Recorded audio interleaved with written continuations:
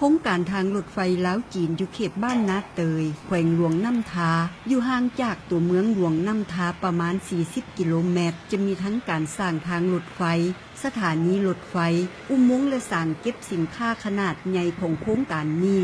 ปัจจุบันวิสาการจีนและคนงานจีนของบริษัททางรถไฟจีนเลข5จำกัดกำลังปรับหน้าดินอยู่บ้านนาเตยเพื่อสร้างเป็นสถานีรถไฟนาเตยพร้อมทั้งกะเกี่ยมสร้างแคมป์พักของคนงานจีนอยู่บริเวณอ้อมข้างเพื่อไว้รองรับกรรมกรจีนที่จะเข้ามาจำนวนหลายกรรมกรจีนทั้งหมดที่เฮ็ดเวียกสร้างทางรถไฟในแขวงหลวงน้ำทาจะมาผักเสาน้ำกันอยู่แคมป์แห่งนี้ซึ่งประชาชนและนักธุรกิจในท้องถิ่นจะเป็นผู้สนองเสบียงอาหารเป็นซีนป่าและผักให้แก่กรรมกรจีนไปตลอดจนโครงการนี้สำเร็จพอทางการลาวจะบ่อนุญาตให้บริษัทจีนนำอาหารเข้ามาเองย้อนอยากให้ประชาชนมีรายได้นำด้วยจากโครงการทางรถไฟ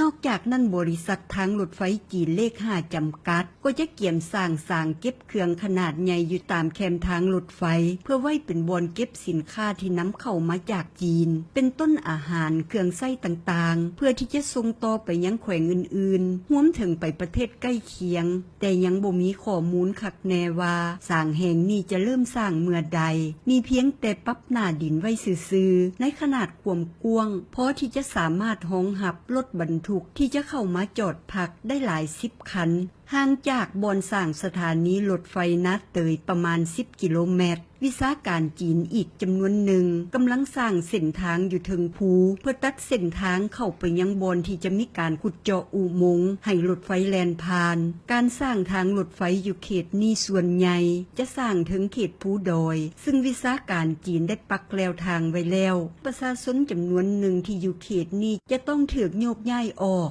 ประชาชนที่จะถูกผลกระทบด้านที่ดินจากโครงการสร้างทางรถไฟอยู่บ้านนาเตยเว้าว่าฮอดปัจจุบันพวกตนยังบ่ฮู้ว่าจะได้ค่าสดเสยจากโครงการนี้จำนวนเท่าใดและจะเพียงพอหรือบ่กับการไปสร้างชีวิตอยู่บอนใหม่ซึ่งภาคส่วนที่จะสดเสยเงินให้ยังบ่บอกรายละเอียดต่อชาวบ้านเฮ็ดให้ชาวบ้านที่จะถูกผลกระทบต่างก็พากันใช้ชีวิตแบบกังวลบ่แน่ใจนำแผนชีวิตในอนาคตนอกจากอยู่บ้านนาเตยแล้วโครงการสร้างทางรถไฟลาวจีนยังจะสร้างสถานีอีก1แห่งอยู่ภายในเขตเศรษฐกิจเฉพาะบ่ตินแดนงามเขตดังกล่าวจะกลายเป็นเมืองจีนขนาดน้อยที่มีคนจีนหลายอาชีพเข้ามาหาอยู่หากินจำนวนหลาย